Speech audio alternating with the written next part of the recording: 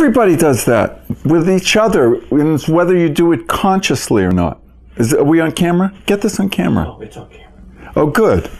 All right. Because that's what we all do with each other. And that's okay as long as we mean well, as long as we act in good faith. Wind chime. I'm a wind chime. Yeah. Yeah. And a wind chime makes a beautiful sound. And if you were a conscious wind chime making a beautiful sound, you'd be appreciative of the person who banged your gong. I don't want anyone banging my gong. Well, but that's how it is. Whether you want it or not, that's what's happening. We are our relationships with each other. That's all we are. I have made a very good track record in the last 5 years of not really hanging out with anyone. It's a very rare trait. That's not true. You're hanging out with your TV buddies. You're watching TV, right? Yeah, I'm talking. Those are your people. That's why we live in the culture we live in. Because people have relationships with celebrities. You're enjoying a rare treat by being my friend, because I don't really have any friends up in this part of the country. Well, I consider myself lucky, like being at my mother's 90th birthday.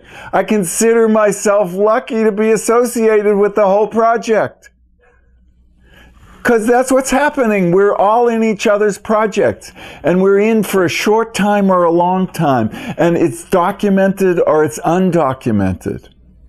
It's legal or it's illegal. It's licit or it's illicit. It's lucid or it's illucid. I feel like, but it's a dream.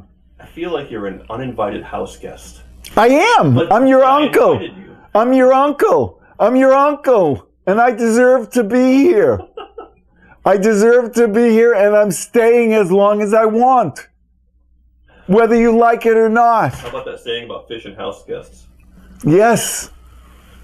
Wore out the welcome mat. So it's kind of, the whole project is about circling around the stupa clockwise. It's about enlightenment. Enlightenment is just that. What is a stupa? Stupa in India is a place of worship. It's a phallic symbol. It's one of the original kind of ways of worship that ancient peoples had. Oftentimes the stupa, I went and visited the Buddha's stupa in Sarnath, and it supposedly at the center of it has a hair from the Buddha's head. Really? I don't know if that's true or not, but he was supposedly enlightened in Sarnath. And so there is this stupa.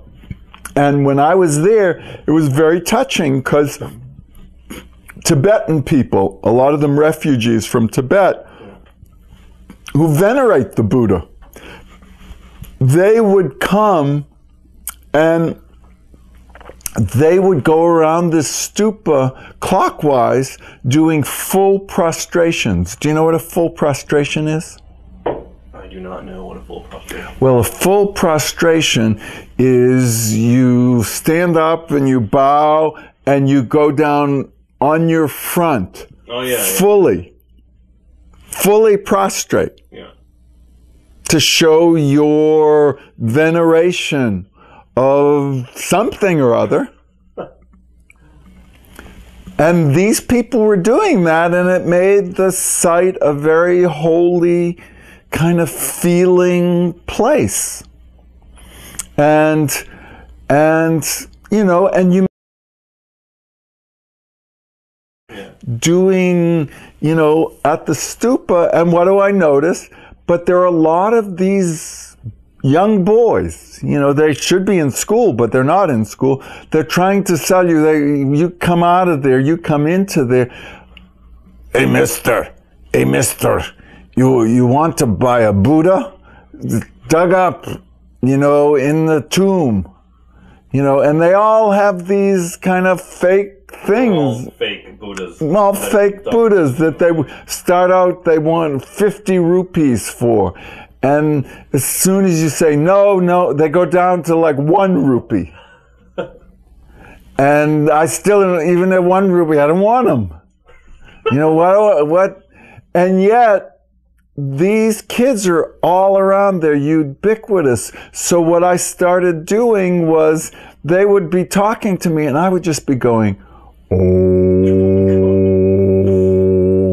Om. And then, so that kind of, they backed off. And so after a few days, they would see me and they knew they weren't going to make any money. So they wanted to have a little fun. And so they would be hanging out with each other and they would see me and they would start going, Om, Om. And until one day, one of these Buddha boys came to me with a bunch of dollars, because this is an international site, Sarnath. Yeah. And so, you know, somehow they had gotten dollars. And these Buddha boys, if they had taken the dollars to the banks, the people at the banks would just steal them from them. They would have, I mean, they have no way to convert the currencies. So for the first guy brought me like these rolled up, like old, like $24. And so I gave him, like, it was like 24 times 44. I think the rupee was at 44 rupees to the dollar. And so I was changing money. So I could do it. I could go to the bank. Because they weren't going to screw you over. They weren't going to screw me over, and there's an international exchange rate. So without costing myself anything, I did these Buddha boys a great service, and so we became pals. You know, and not only that, the second day, I had like 3 kids come to me with dollars, 18, you know, and so I became like they hadn't ever gotten a fair deal. They hadn't ever been able to convert. So I was there for about 10 days, and each day I got more and more money. Didn't matter to me. I wasn't losing any money. Yeah. I could go in and change, you know, $1,000 for rupees. Was no problem for me. They were happy to give me the money. And these kids all of a sudden saw this thing. Some of them, this dollars, they'd been holding on to these dollars for years. They didn't know how much they were worth. Well, I don't know if they knew how much they were worth, but they knew they had no place that they could fairly cash them. So you made them some rich little boys. Not rich, you know. I mean, India's not that cheap. You know, they weren't rich, but they had, you know, more money than they made in a day. You know, how much can you make selling this shit to tourists? I watched them. You know, how many people, you know, maybe one person the first day will get screwed and they'll buy one for 10 rupees. You know? Yeah. And they may sell, you know, 2 or 3 of those in a day. You know, these people are like the people who, you know, are begging on the streets in Copley Square. You know, they're not getting rich off it. It's a tough gig, begging. I've heard some panhandlers make in excess of 50 grand a year. Bullshit. You know, maybe the Michael Jordan of panhandlers makes that. 2020 did something on it, and these panhandlers are raking it in. Fuck that. They are not raking it in. Let me tell you. Bragging, showing his receipts from some casino he went to. Let me tell you. These people are not raking it in. These are your occupiers. Let me tell you, that is bullshit. Yeah, there may be a Michael Jordan of panhandlers who is doing that. But the vast majority, the 99%, are just struggling day by day, like you and me, only more so. They're spending all their money on drugs. Bullshit. I mean, a lot of these now are people who've been foreclosed out of their homes. Bullshit. Homeless are not foreclosure victims. Homeless are kids that don't want to conform to what their parents want them to do. They're mentally deranged people. They're criminals that don't want to like report where they're living. Let's take a deep breath. Those are the people that... Those are stereotypes, what you're talking about. Those are your stereotypes.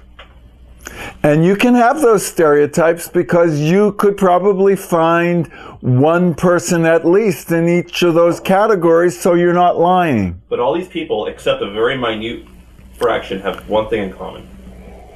They could all be having jobs. They are choosing not work. How about you? I've earned my unemployment. I pay that into the system, and I'm getting it out now. It's like a bank, you know, I'm depositing, now I'm withdrawing. Maybe, maybe not. Maybe, maybe not. You know, it's all how you tell the story. You know?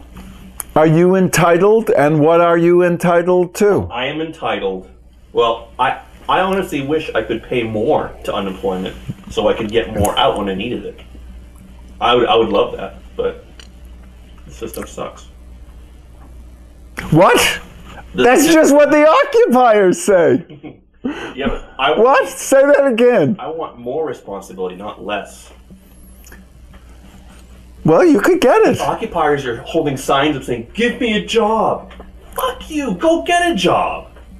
No one's going to give them a job. And even if they did, if the government gave them jobs, when the government allocates money to invest in people and give them jobs, they're fake jobs. There's no demand. So they work pushing a broom for 6 months in front of some national... Oh, they work being a banker. That's what I'd like. I want... In my herbal administration, everybody is going to get the same treatment that a banker gets.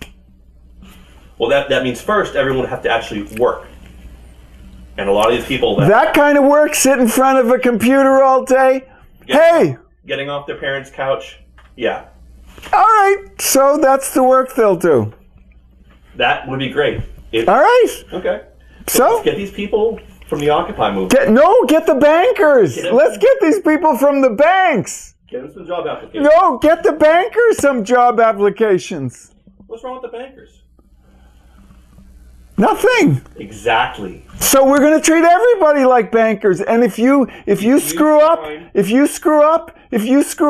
we're going to give you a big bonus. If you screw up, we're going to give you a big bonus. If you sign a mortgage for a $500,000 house and you work part-time at the 7-Eleven, you deserve to be foreclosed on. I don't feel sorry for you, and I don't care if you get kicked out on the curb. And you don't deserve entitlement assistance bailout from my tax money. Let's take a deep breath.